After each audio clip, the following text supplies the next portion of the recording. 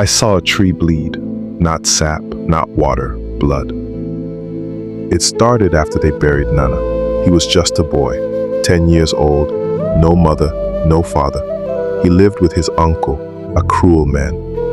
Nana was quiet, always alone, always helping others, but the villagers said he was cursed.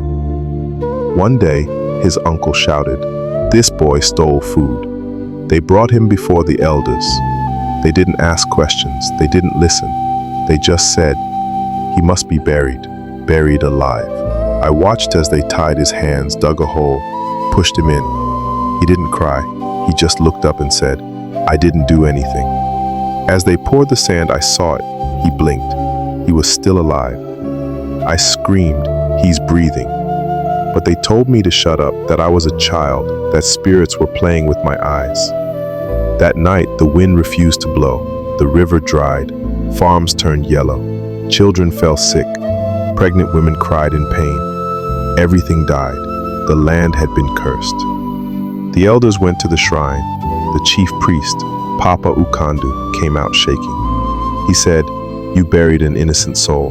The gods are angry. Go to the evil forest. Find the tall black tree near his grave. Cut it with fire. Let the land drink the truth." 7 warriors were chosen, big, strong men. They carried sharp cutlasses and a small box of matches. I followed them in secret. We crossed the farmlands. We walked past the dry river. But when we entered the evil forest, the forest came alive. We heard drums, but no one was playing. We saw red eyes watching us from the trees. I shouted. I felt a hand pull, but there was no one there. Suddenly, a shadow jumped from the river. It had no face, just black smoke and claws. The warriors fought. One cut the air.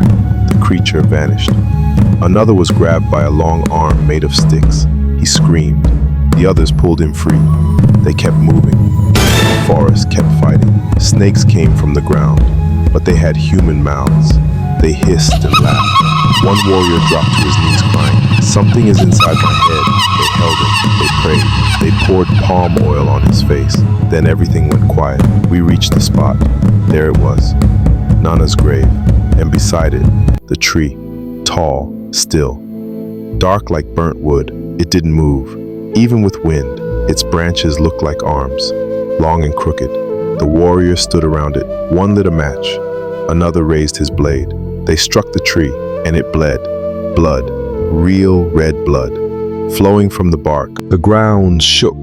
The sky turned red. And then, a voice. A small, broken voice from the earth. "Why? Me?" Everyone froze. Even the trees were silent. Then the tree groaned, like a person in pain, and fell by itself. The curse was broken. That same night, it rained. The next morning, the river came back. Children laughed again. Farms turned green. But something remains.